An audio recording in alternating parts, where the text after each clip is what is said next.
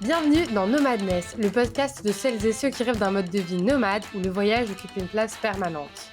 Je suis Chloé et chaque semaine, je vous fais découvrir un nouvel aspect du mode de vie nomade en solo en vous partageant une réflexion, des conseils, des bons plans ou une rencontre. Ensemble, on explore les voies pour créer un mode de vie nomade en solo sur mesure et lever toutes les barrières mentales, sociales et logistiques qui freinent notre passage à l'action.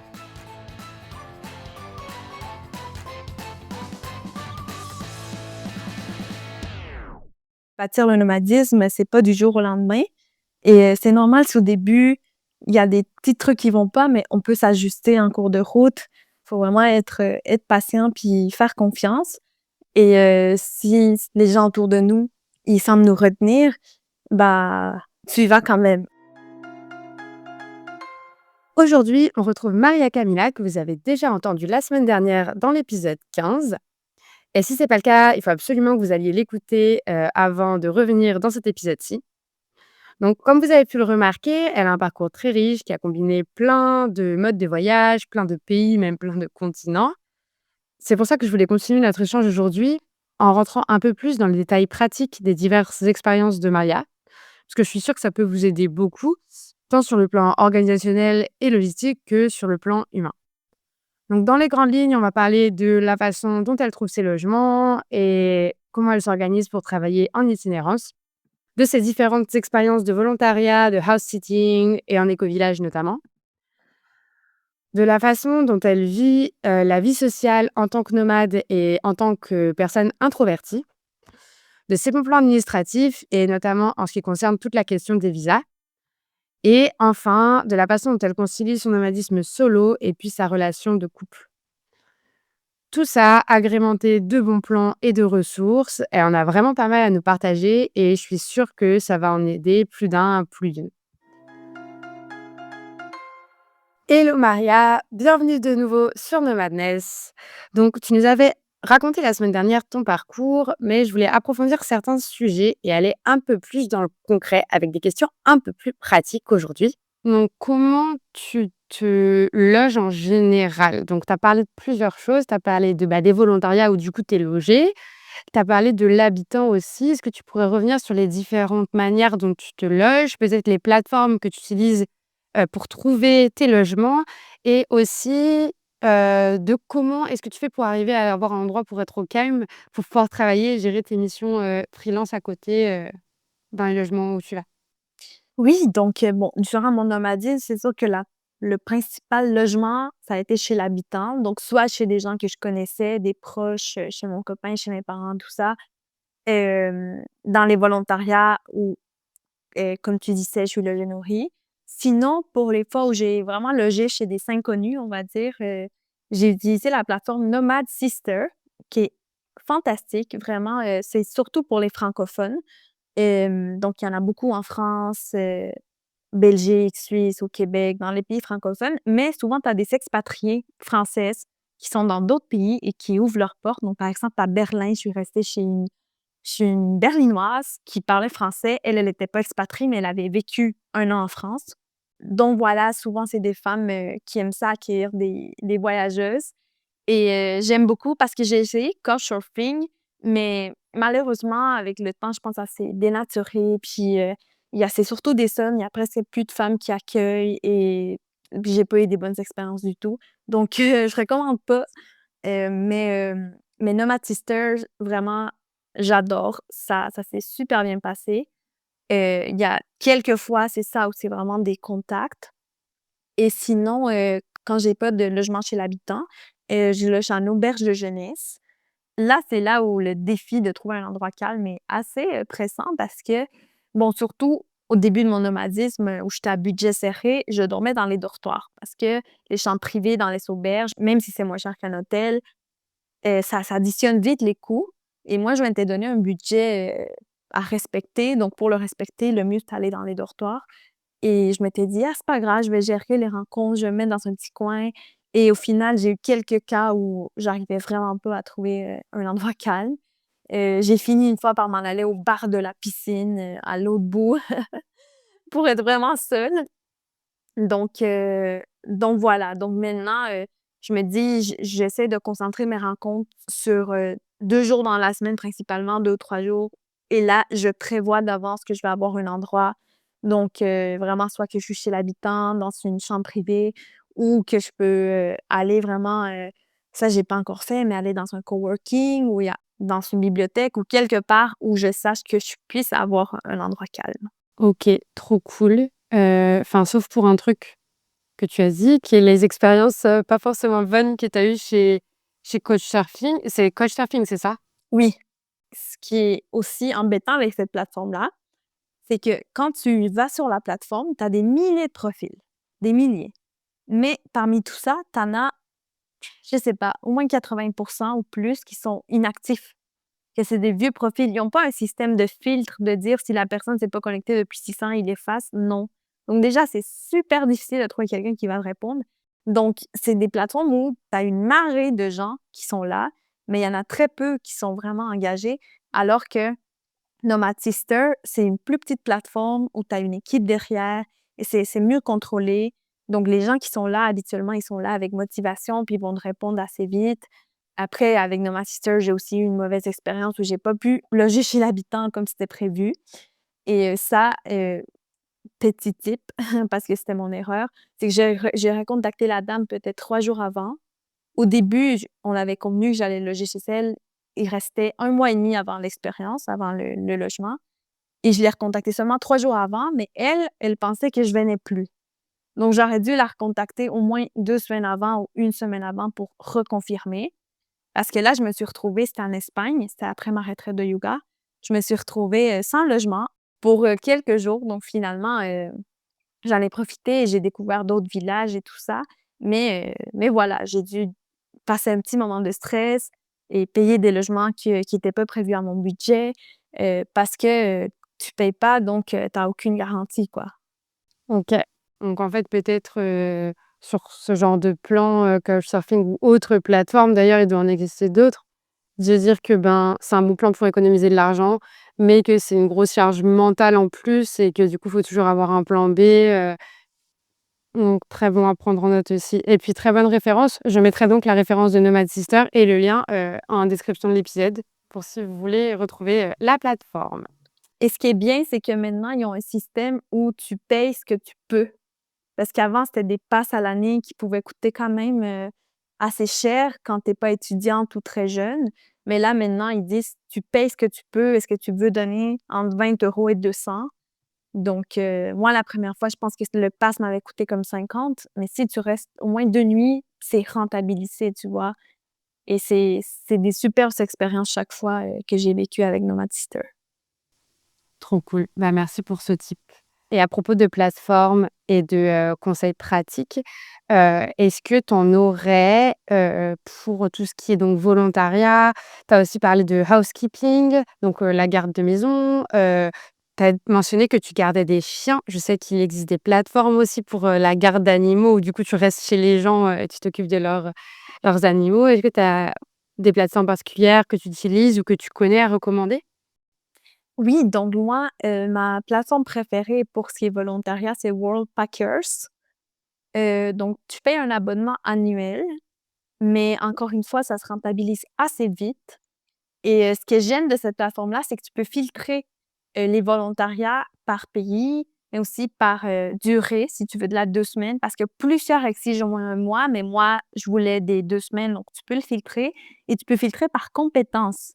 Donc moi, je mettais que j'avais des compétences en communication et ça m'affichait des volontariats qui recherchaient des gens en communication et c'est exactement ce que je voulais parce que je suis à l'étape où je veux bâtir de l'expérience puis pratiquer mon domaine. Donc ça, c'est une fonctionnalité que j'ai pas vue sur d'autres sites comme, Workaway, HelpX, qui sont aussi des sites, de volontariat, mais après pour ceux-là, j'ai pas payé l'abonnement. Donc j'ai seulement payé l'abonnement de Workpackers et ça vaut vraiment le coup là et j'ai parlé à beaucoup de gens qui aiment bien cette plateforme-là aussi. Pour ce qui est de housekeeping, pet sitting, moi, en fait, ça a été plus du bouche à oreille parce que c'était des connaissances qui avaient besoin de gens, donc voilà, mais il y en a une qui s'appelle Trusted House Sitters, dont on m'a déjà parlé. J'ai pas testé, donc je peux pas vraiment, faire de retour là-dessus. Mais sinon, il y a aussi beaucoup de groupes Facebook, heu, où, heu, où les gens, proposent, bah, soit de garder des maisons, tu fais une annonce ou, ils disent: «Ah, j'ai besoin de quelqu'un pour venir garder ma maison». Parfois, c'est des échanges de maisons aussi. Ça, il y a des sites plus spécifiques, mais je les connais pas parce que j ça a pas vraiment été dans mes priorités, pour l'instant. OK. Moi, Trusted House Sitter, pareil, j'ai pas essayé non plus. Hem, tout ce qui est volontariat, garde de maison, garde d'animaux, c'est vraiment des expériences que j'ai envie d'essayer, peut-être cette année d'ailleurs. Mais OK. on m'a parlé aussi de Trusted Housekeeper, donc j'en ai entendu parler pas mal et en bien.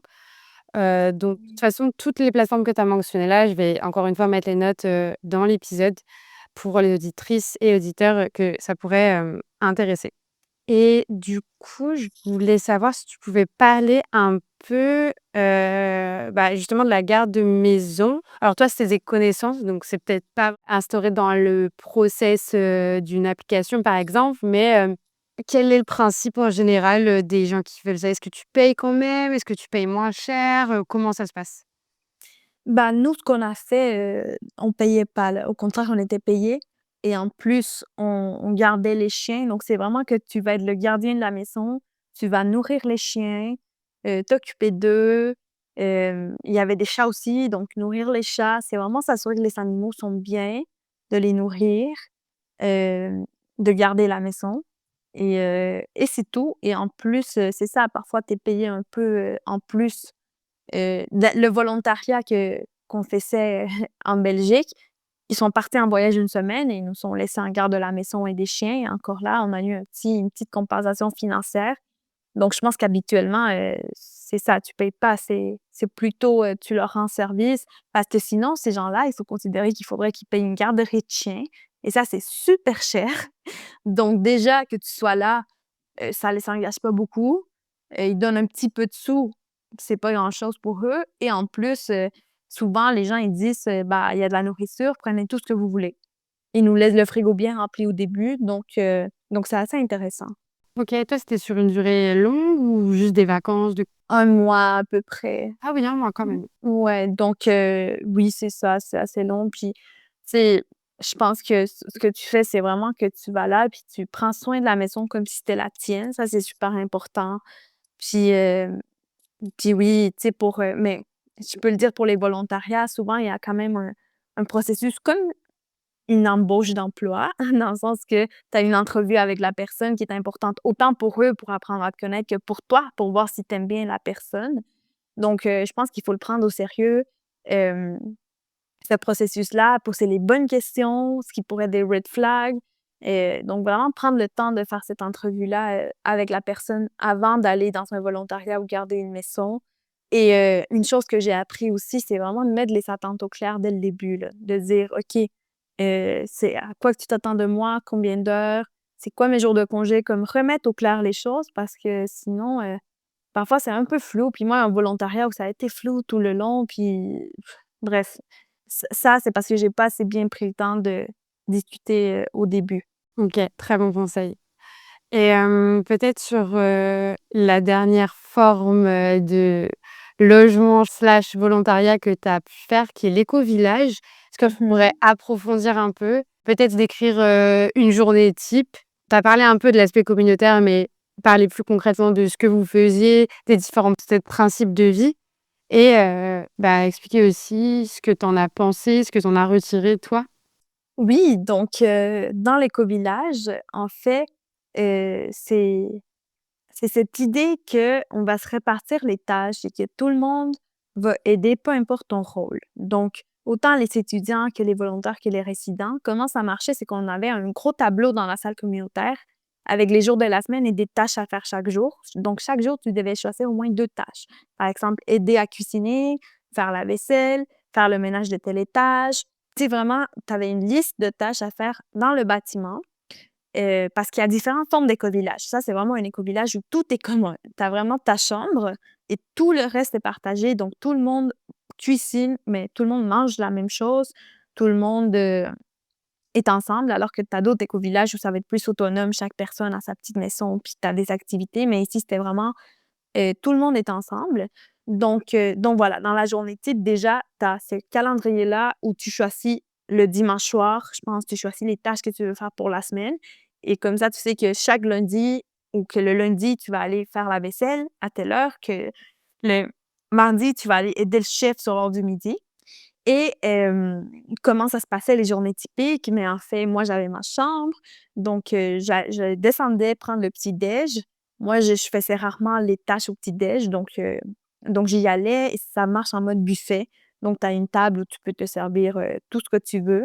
Ensuite, tout le monde mange et après, tu as une première rencontre. C'est comme le morning circle que ça s'appelle, où ils vont faire passer les annonces importantes de la communauté parce que veux pas, bah, tu vas avoir des petits, «Ah, il y a quelqu'un qui a laissé la machine à laver, tourner toute la nuit». Je dis n'importe quoi. «Oh, faites attention, il y a quelqu'un qui a pas bien fermé la porte». Donc, tu sais, il y a comme des consignes générales ou dire: «Oh, il y a un événement qui s'en vient cette semaine, le mercredi soir, il va y avoir une activité film». Donc ceux qui sont intéressés. Et après, il y a un moment pour prendre la parole si quelqu'un veut exprimer quelque chose qui se passe dans sa vie, de dire, «Ah, j'ai reçu une mauvaise nouvelle hier, je suis triste». Tu sais, c'est vraiment comme un moment pour, se mettre à jour. Ça durait peut-être 30 minutes et après chacun s'en allait à ses occupations. Donc moi, je m'en allais dans la salle de travail où on avait un bureau avec, je pense 4 personnes qui étions communication, administration, éducation, tout ça et je travaillais, la matinée et parfois j'allais à des cours parce que le fait d'être, volontaire, ça me donnait aussi accès aux cours. Donc j'ai appris, sur l'alimentation, sur, la philosophie de l'éco-village. Donc je pouvais me joindre aux cours et j'avais aussi du temps un peu pour aller, marcher, pour aller faire d'autres choses. Donc c'est ça. Le midi, tout le monde se rejoint aussi. Ce qui était marrant, c'est que pour dire que le repas est prêt, il y a toujours comme un son que tu fais avec une genre de trompette et quand ça sonne, tout le monde va manger et au soir, il y a encore le repas et après le repas, il y a un autre rassemblement où, les gens, ils partagent un peu, c'est ça, leur journée. Je sais plus si c'était chaque jour ou une fois par semaine. En tout cas, il y avait vraiment un cercle qui était beaucoup plus comme de partage, de partager comme tes réflexions, de l'introspection. C'était très rythmé par cet aspect, communautaire et voilà donc pour moi, en fait, c'était super intéressant parce que, heu, avant covid, j'avais 2 grands rêves. Un était d'aller au Danemark et j'y allais. Je devais y aller en Erasmus et mon autre, c'est de faire un documentaire sur les écovillages et ça, j'étais déjà lancée dans le projet. Donc c'est un projet, qu'on faisait pour le Festival du cinéma du monde de Sherbrooke, qui est ma ville au Québec et on le faisait en binôme avec des gens de France. Donc c'est super intéressant. On avait commencé à contacter des écovillages pour justement voir comment ils vivent parce que c'est des modes de vie assez alternatifs à ce qu'on est habitué, où on va miser sur le partage de ressources. Donc par exemple, pour tout l'écovillage, pour la cinquantaine de personnes avec une voiture et tu dois la réserver, tu vois? Donc des choses comme ça. Finalement, ça s'était pas fait, donc là, c'était pour moi la chance de vraiment être immergée dans cette vie d'écovillage et en vrai, je trouve que c'est intéressant parce que, tu sais, c'est un endroit où, tu es vraiment en communauté et tu as des réflexions sur autant sur des enjeux de société que sur toi, que sur ton développement personnel. Tu as des opportunités d'apprentissage et si tu as pas envie de parler, tu es pas obligé d'y aller à tous ces réunions-là. Elles sont là, mais elles sont pas obligatoires. Donc j'ai trouvé que c'était assez intéressant, puis le fait aussi que, bah, tout le monde mange ensemble, ça fait que tu mets des ressources en commun. Donc voilà, tu sais, parfois on dit: «Ah, manger local, bio, végé, tout ça, c'est difficile». Là, c'était 100 ça. Même qu'eux, ils ont l'approche macrobiotique qui est un peu plus poussée, mais tu sais, tu vois que quand tu mets tout ça en commun, il y a moyen de faire, des choses beaucoup plus créatives sans devoir tous les jours penser à cuisiner. Tu penses à cuisiner 2 fois par semaine, par exemple. Donc je pense que c'est un modèle assez intéressant. Après, je sais pas si j'y resterai, très, très longtemps. Je pense que pour quelques mois, c'est intéressant, mais à vie, je pense que j'aime quand même avoir, ma totale liberté, on va dire. Mais je pense que c'est des modèles, desquels on peut quand même s'inspirer, là, pour plusieurs aspects de notre vie. Carrément. Encore une expérience qui me tente de ouf.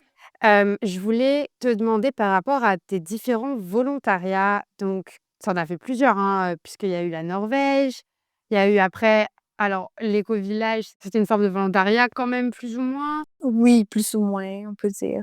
OK. Après, ben, il y a eu la Belgique. Enfin bref, généralement, c'est dans des lieux plutôt isolés, c'est pas en cœur de ville de ce que j'ai compris?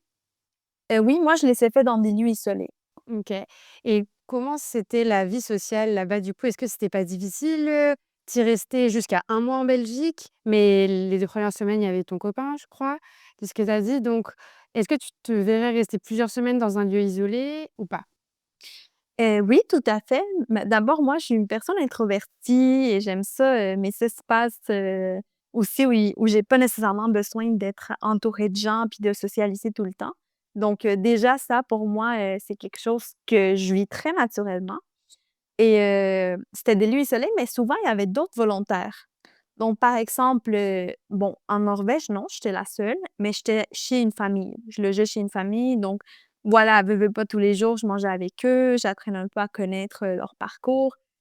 En Espagne non, en Espagne, j'ai pas fait de volontariat. En Croatie, je veux dire, il y avait d'autres volontaires, donc il y avait, un couple d'Argentins et une Colombienne.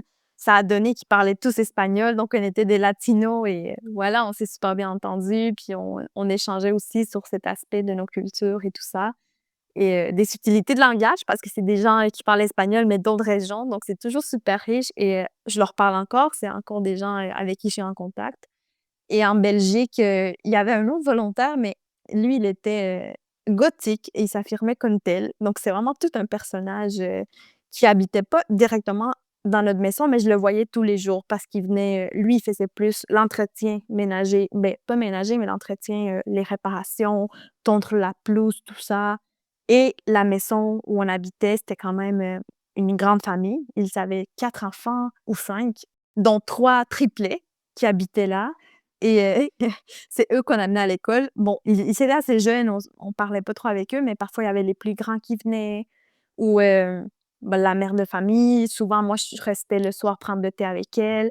Donc au final, j'étais quand même très entourée, mais si je voulais être tranquille, je savais que je pouvais être tranquille aussi.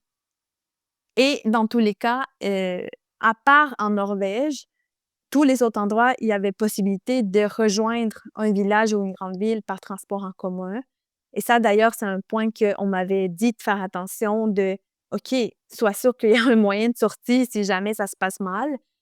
En Norvège, en vrai, il y en avait un aussi, mais j'ai pas eu besoin d'utiliser parce que les gens où je logeais étaient super gentils. Ils m'amenaient faire des randos, ils me déposaient quelque part pour aller découvrir, donc voilà, mais dans les autres endroits, j'avais toujours la possibilité de prendre un bus et de m'en aller explorer ou m'en aller dans une ville, si j'en avais envie. Au Danemark, à l'éco-village, là, c'était une grande communauté parce que les écovillages, un des principes, c'est vraiment cette vie communautaire.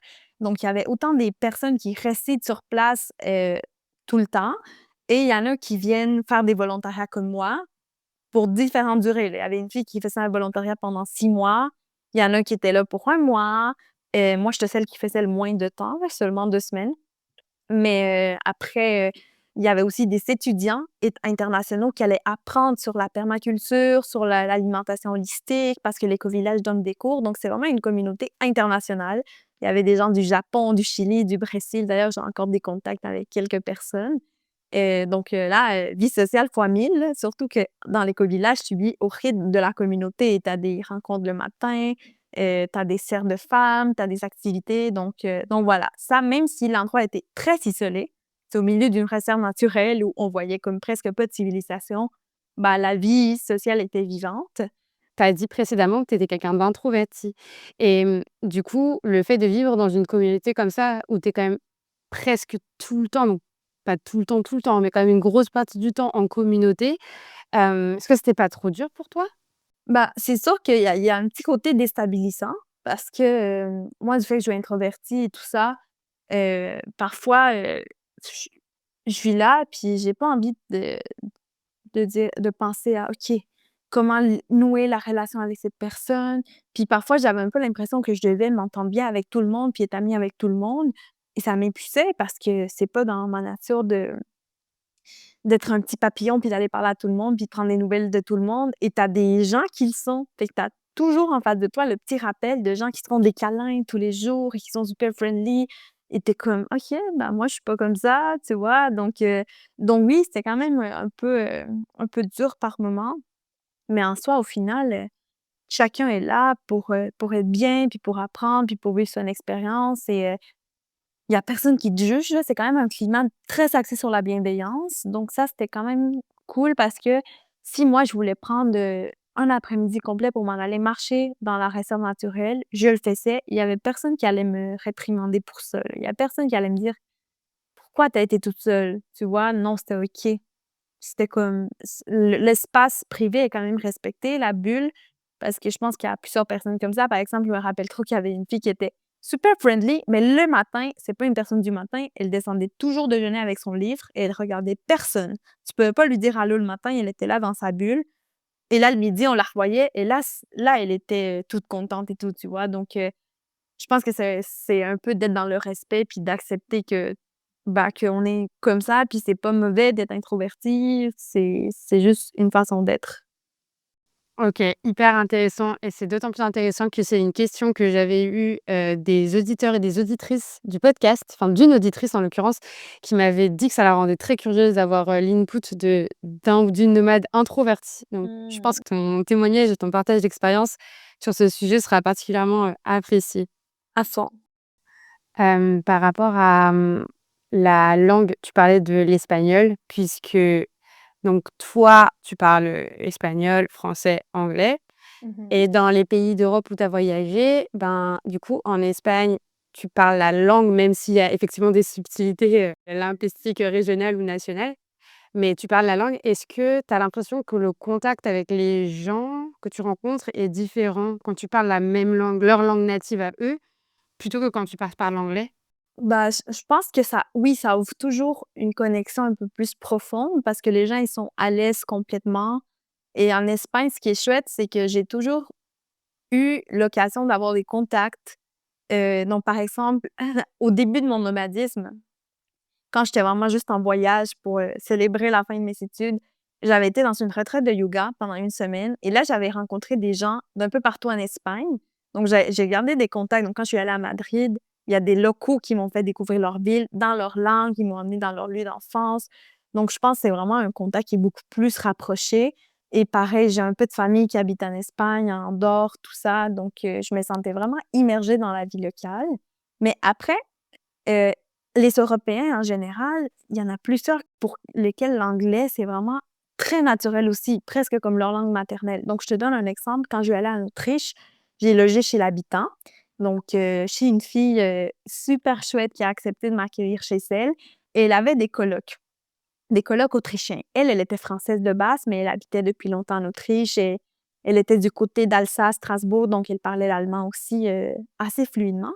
Mais quand je suis arrivée là, drôle d'adon, elle était pas encore arrivée. Donc je me suis retrouvée juste entourée de ses colocs qui étaient soit allemands, soit autrichiens et ils parlaient tellement bien anglais, c'est tellement naturel qu'ils ont fait, ils m'ont accueillie, ils m'ont fait, ils me faisaient de la pizza ou des lasagne, je sais pas, ils m'ont invitée à manger avec eux, puis ils m'ont raconté un peu sur leur vie d'étudiants en anglais et même c'était tellement naturel qu'ils parlaient en anglais entre eux parce que c'est une langue qu'ils savent très, très bien. Pareil pour les Scandinaves, l'anglais leur vient très facilement. Donc je pense que dans plusieurs des pays que j'ai visités, les locaux avaient quand même cette facilité en anglais, ce qui fait que même si je parlais pas l'allemand, je pouvais, très bien connecter et bon, en France, je parle français, donc bien sûr, ça va aussi. Puis, en Croatie, j'ai malheureusement pas tellement eu de contact avec les locaux parce que le volontariat était dans une auberge de jeunesse. Donc forcément, les gens qu'il y a, c'est des internationaux, toujours qui viennent et voilà. Donc j'ai vraiment pas rencontré de barrière de langue, à part une fois en Hongrie, à Budapest, où j'étais dans les thermes et là, il y a une petite madame locale qui essaie de me parler, mais elle parle zéro anglais, zéro français, mais elle voulait tellement me parler. Donc là, on parlait avec des signes, puis, voilà. Mais à part ça, la langue, ça a jamais été vraiment une barrière pour, le contact avec les populations. OK, c'est super intéressant, de noter que tu vois quand même une petite différence, je l'ai vu aussi moi, je vois que quand je parle la langue, c'est quand même pas pareil. Puis il y a des pays, alors Croatie effectivement, je sais pas trop, mais par exemple moi en Grèce, j'ai noté que c'était parfois plus dur, même s'ils parlaient un peu anglais, j'avais pas la profondeur de conversation que je peux avoir en Espagne par exemple. Oui, exact, ça reste des conversations très, en superficie, très vite fait parce que les gens dans ces pays-là sont moins à l'aise avec l'anglais, justement. Ouais, exactement. En tout cas, c'est super intéressant d'avoir ton opinion de trilingue, courant. Et du coup, toi, tu es nomade à 100 en solo. À chaque fois, tu pars, en solo, mais tu es dans une relation de couple. Donc, est-ce que tu pourrais en parler un peu? C'est un sujet que, bah, moi, je connais pas du tout. Donc, comment tu fais pour concilier ta relation avec ce mode de vie? Est-ce que tu peux nous en dire un peu plus? Oui, avec plaisir. Donc, en effet, je vis dans une relation, avec mon copain depuis presque 3 ans maintenant et mon nomadisme, il a commencé quand j'étais déjà avec lui en couple. Donc, comment on vit tout ça? Mais déjà, notre relation, elle a commencé dans un contexte qui était international parce qu'on s'est rencontrés dans le cadre, de ma maîtrise de mon master, en communication internationale où on était une cohorte de 2 pays. Donc lui, il est belge et il était venu passer 1 an au Canada, au Québec pour, étudier et après, moi, j'allais en Belgique et lui aussi, comme toute la classe. Donc, déjà, il y avait ce contexte où on a commencé à sortir ensemble en sachant qu'on venait pas du même pays et que c'était un contexte international. Mais en plus, hem, notre relation, elle a vraiment commencé à distance, mais à petite échelle parce que on s'est mis ensemble presque la veille de partir habiter dans des villes différentes. Parce qu'on avait les cours donc à Sherbrooke, à notre université, mais là, on partait en stage, moi à Montréal et lui à Trois-Rivières, où on allait habiter pour 3 mois, 3-4 mois. Donc, pour ceux qui connaissent pas tellement le Québec, parce que ça peut sembler abstrait, c'est où Trois-Rivières, c'est où Montréal? C'est environ, à 1 heure et demie de route. Donc les 2 villes sont sur le fleuve Saint-Laurent, mais voilà, elles sont quand même loin et donc lui, il avait, un appartement là-bas, moi j'avais un appartement à Montréal, des colocations où on a habité tout l'été et c'était vraiment les débuts de notre relation, même si avant on était amis depuis quelques mois. Donc voilà, on a vraiment commencé comme ça, on se voyait, allez 2 fois par mois quand même, mais on se parlait déjà beaucoup à distance. On s'appelait par vidéo, on commençait à prendre cette dynamique dès le début d'être à distance. Ensuite, on est allé vivre en Europe, donc on est allé habiter à Louvain-la-Neuve, on était chacun dans notre coloc et 6 mois après, même pas 6 mois après, je pense que 4 mois après, on retombait en stage et là, il a eu l'opportunité d'aller en stage au Canada à nouveau. Alors, il est rentré au Québec et moi, je suis restée en Belgique. Le monde à l'envers parce que, tu sais, lui, il était dans la ville où mes parents habitaient et il allait voir mes parents et moi, j'étais ici en Belgique et j'allais voir ses parents, mais on était à distance, aller et c'était une longue distance, là. C'était presque 6 mois, mais ça venait un peu de lui. C'est lui qui l'a initié.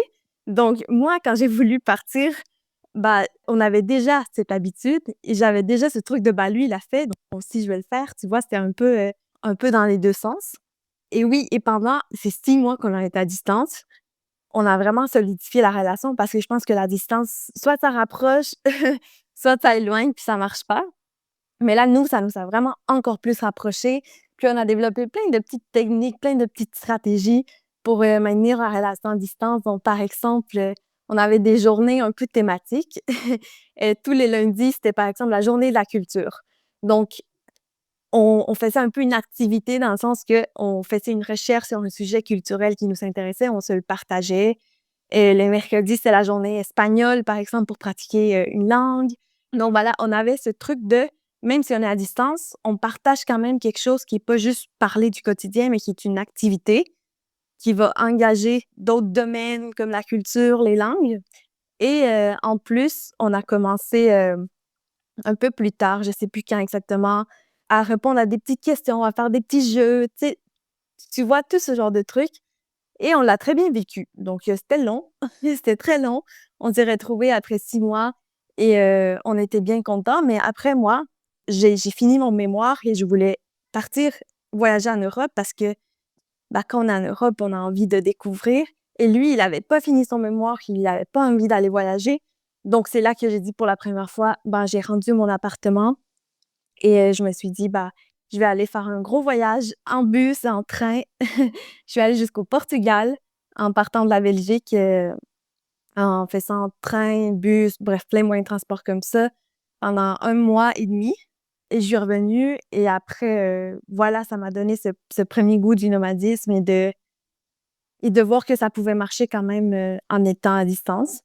Donc c'est un peu le contexte qui était assez favorable au fait de la distance et en plus, c'est sûr que une chose qui est importante aussi, c'est vraiment la compréhension, l'ouverture et le fait de faire des compromis. Parce que donc oui, moi je pars voyager, mais c'est important que je puisse passer du temps avec lui, que je puisse entretenir la relation.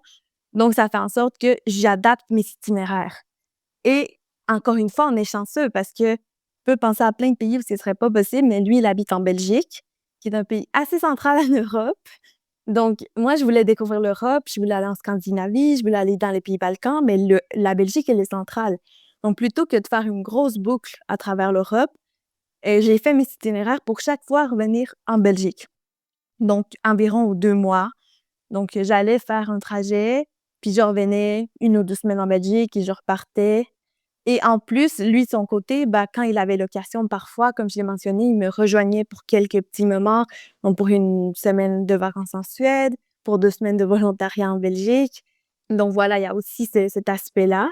Et au final, pour nous, ça marche super bien parce que pour moi, ces rêves-là, ces voyages-là, c'est des envies que j'avais depuis longtemps, bien avant de le rencontrer. Et je voulais pas m'empêcher de les vivre parce que lui, il était pas dans le mood voyage et nomadisme en finissant les études. Tu sais, j'ai eu la chance d'avoir plein de stages et de me sentir à l'aise pour me lancer, alors que lui, il avait pas tellement de stages. Il voulait vraiment avoir l'expérience d'un premier job et de se pousser.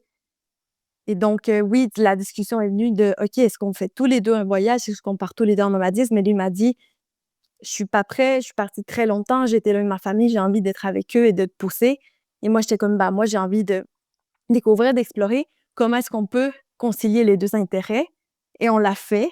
Je pense qu'il y a beaucoup, beaucoup d'ouverture, de confiance, d'honnêteté dans notre couple et s'il était pas comme ça, je pense que je serais juste pas avec lui. Donc voilà, c'est ce qui fait que ça marche assez bien et pour le futur, là, il a envie de commencer à essayer donc peut-être le nomadisme solo va se convertir en nomadisme de couple.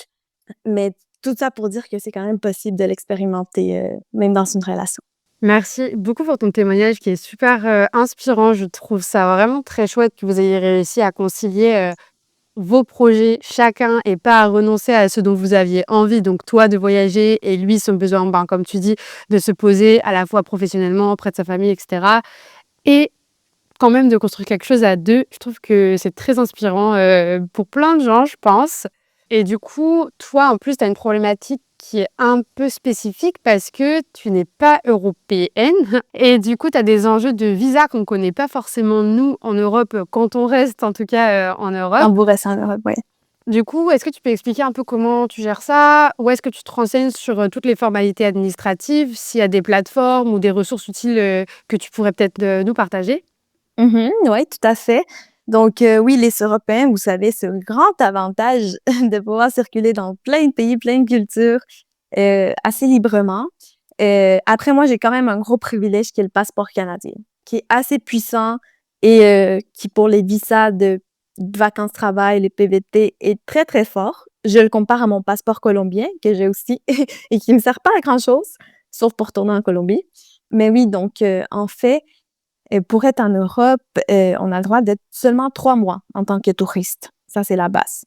Donc, pour rester plus longtemps, il faut soit un visa d'études, un visa de travail ou un visa vacances-travail ou certains pays, le visa digital nomade. Mais bon, pour moi, c'est même pas une option parce que c'est seulement certains pays, il faut avoir une source assez élevée de revenus en tant que digital nomade. Donc, moi, je commençais et vu que j'ai moins de 30 ans, moins de 35 souvent pour les Canadiens. Ça, c'est un avantage des Canadiens. Donc, en bas de 30 ans ou de 35 ans selon les pays, on peut avoir le visa vacances-travail qui est super avantageux, qui est très, qui est fait pour ça, qui est fait vraiment pour voyager et travailler tout en découvrant l'Europe. Donc, moi, c'est ce que j'ai fait. J'ai pris un visa vacances-travail et il y a un site, une ressource qui est très complète avec un forum où il y a des gens qui répondent activement. C'est le site pvtist.net. Donc là-dessus, vous pouvez vraiment, voir les infos par pays, par destination et aussi ce qui est très, très utile et on n'y pensait pas, tout de suite dès le début, c'est vraiment les sites des gouvernements. Ils sont très complets habituellement, donc autant le site du gouvernement de ton pays d'origine que celui où tu veux aller. Donc là, ils détaillent toutes les informations. Ce qu'il faut savoir aussi, c'est que la plupart des pays demandent d'être dans ton pays d'origine, dans le pays du passeport avec lequel tu veux demander le visa pour aller, ça en Europe. En Australie et tout ça, c'est encore autre chose. C'est des demandes qui se font en ligne ou même pour les Européens pour aller au Canada, ça se fait en ligne aussi. Mais pour nous, venir en Europe, la plupart des pays veulent que tu sois pas encore sur le territoire. Sauf quelques exceptions comme l'Allemagne et l'Hongrie, de ce que j'ai entendu d'autres expériences de voyageurs. Je l'ai pas vécu moi. Et alors, moi, j'ai eu une galère à ce niveau-là parce que, bah, j'étais pas au Canada quand j'ai demandé mon visa. J'étais en Colombie. J'étais retournée passer quelques mois avec ma famille, là, comme je l'avais mentionné plus tôt dans l'épisode. Et alors là, ça a été la grosse galère parce que, bon, il y a beaucoup de pays qui acceptent pas ça et il y en a qui acceptent, mais c'est vraiment la zone grise. C'est là où tu as plein de subtilités. Donc, je pouvais le faire en tant que Canadienne en étant en Colombie, mais il fallait prouver que j'étais quand même résidente colombienne et ça a été toute une catastrophe. J'ai dû aller 2 fois à la capitale, à l'ambassade. La première fois, ils m'ont même pas laissé rentrer présenter ma demande. Ils ont dit: «Non, ça se fait pas, là, là». Pourtant, j'avais scruté le site du gouvernement qui disait que ça se pouvait, je correspondais aux petits critères. Même sur le site de PVTIS, personne n'avait jamais vu ce cas-là.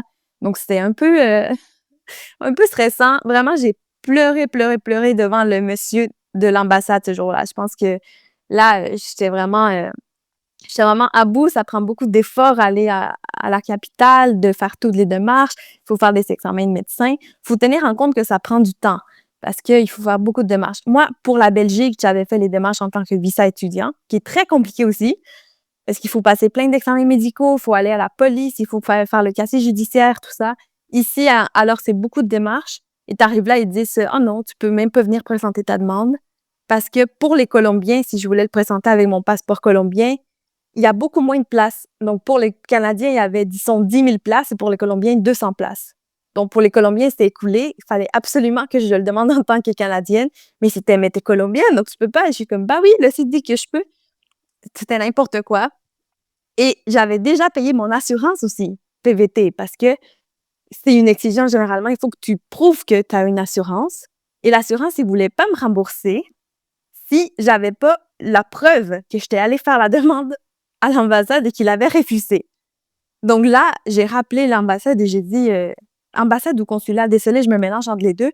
Et j'ai dit: «Bah, donnez-moi au moins la preuve que vous m'avez pas laissé rentrer». Et là, ça a enclenché les démarches avec les supérieurs qui m'ont rappelé et m'ont dit: «Non, venez, il y a eu un problème». Et là, ils m'ont accueilli avec des bouteilles de vin pour se faire pardonner et tout parce qu'ils m'avaient vraiment maltraitée. Et j'ai pu y avoir mon PVT et j'ai pu, venir en Europe et voilà. Et maintenant, mon PVT, il est terminé parce qu'en fait, c'est pour 1 an. Dans certains cas, tu peux le prolonger si tu te domicilies, si tu as un travail, tout ça. Mais bon, moi, je pouvais pas le prolonger. Mais ce qui est bon à savoir, c'est qu'on peut sortir de l'espace Schengen et rentrer à nouveau et activer les 3 mois de touriste. Donc, les 3 mois sont pas inclus dans le PVT. Donc, ça fait qu'on peut être sur le territoire 1 an et 3 mois, voire 200 et 3 mois parce que tu pourrais allonger ton PVT. Et donc, moi, je suis allée à Londres, par exemple. C'est tout près, mais ça permet de sortir de l'espace Schengen. Et ce que je voulais mentionner aussi, c'est que j'ai vu des personnes faire autrement, sans demander de visa PVT. Donc, soit parce qu'ils ont en haut de 30 ans. Moi, la fille que j'ai rencontrée, même pas, elle avait mon âge. Mais, tu sais, comme je dis, ça prend beaucoup de démarches, beaucoup d'énergie. Donc, ce qu'elle avait fait, c'est qu'elle avait alterné entre l'Europe et le Royaume-Uni.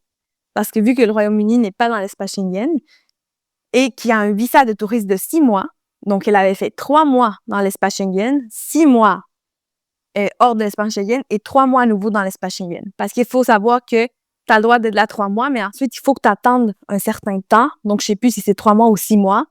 Mais en tout cas, après 6 mois, tu peux revenir pour un autre 3 mois.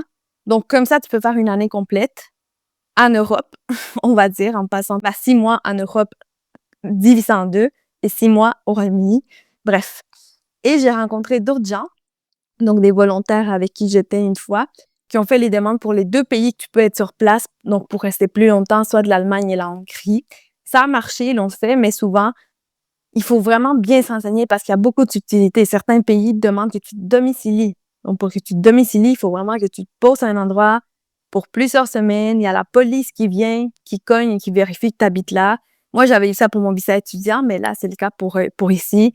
Donc, eux, ils ont dû demander à l'hostel, un hostel, s'il acceptait de leur faire ça. Euh, donc, euh, donc, voilà, ça se fait, mais pour le visa, mais aussi pour plein de choses auxquelles on pense pas, que parfois, il faut vraiment être dans le pays d'origine pour les faire. Donc, je pense aux assurances vie au Québec.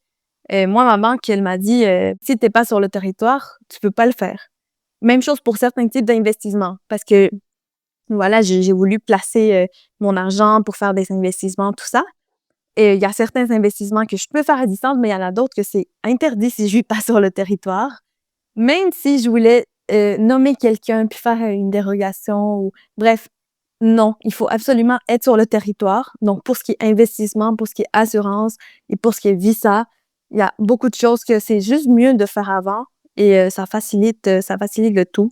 Puis sinon, quelque chose qui m'a aidé beaucoup, donc pour les Québécois, Québécoises qui écoutent, c'est d'avoir quand même un numéro de téléphone canadien. Donc, pour rejoindre toutes ces institutions facilement, il y en a un très facile à obtenir qui coûte rien. C'est avec Fongo. Donc, c'est comme un système où tu peux avoir un numéro canadien.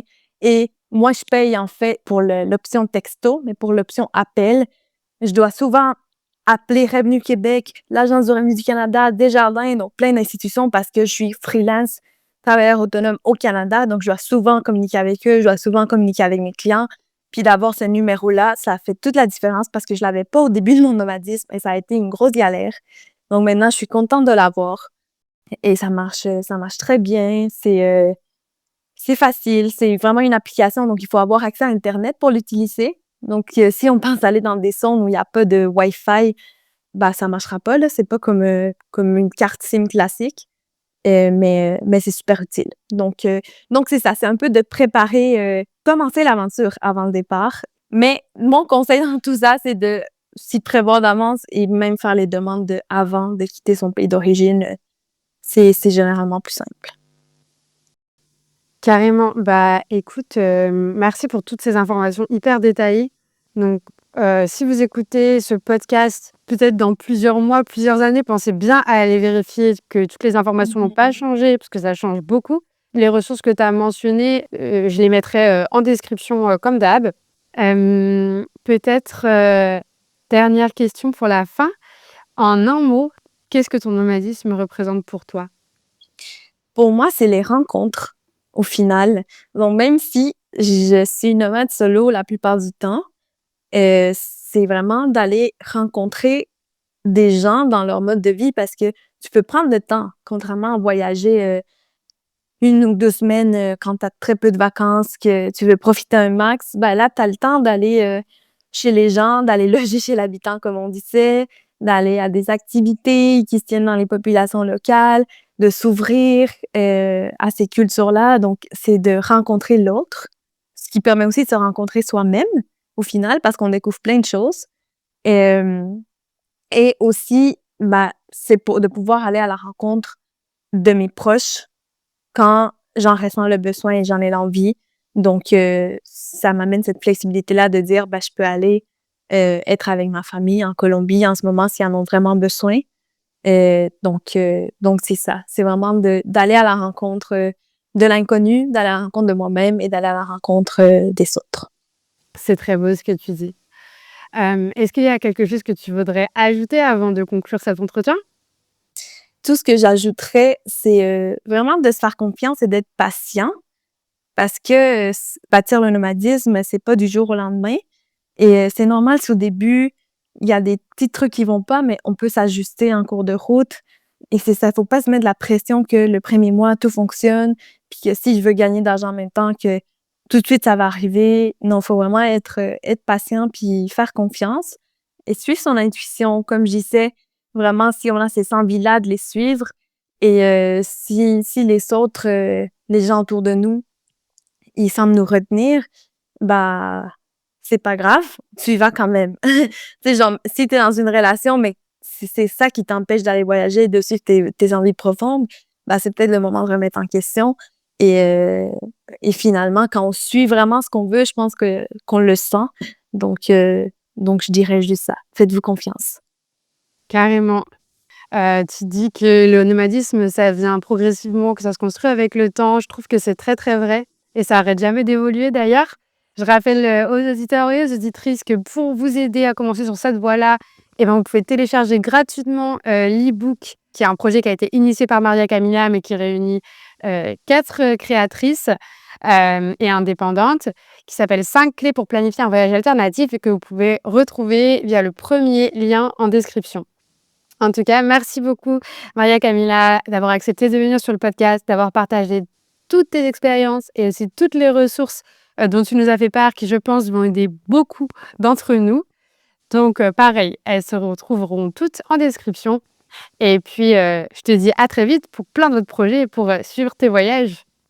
Merci Chloé, à bientôt. Voilà, c'est la fin de l'épisode du jour. Si ça vous a plu, alors vous pouvez donner 5 étoiles au podcast et vous abonner pour ne manquer aucun épisode. Si vous voulez suivre mes aventures nomades, ça se passe sur mon compte Instagram by Chloé. Vous pouvez aussi me poser vos questions, me faire vos retours ou partager vos idées. N'hésitez pas à me contacter, je serai ravie de vous répondre et d'échanger avec vous. Allez, à très vite!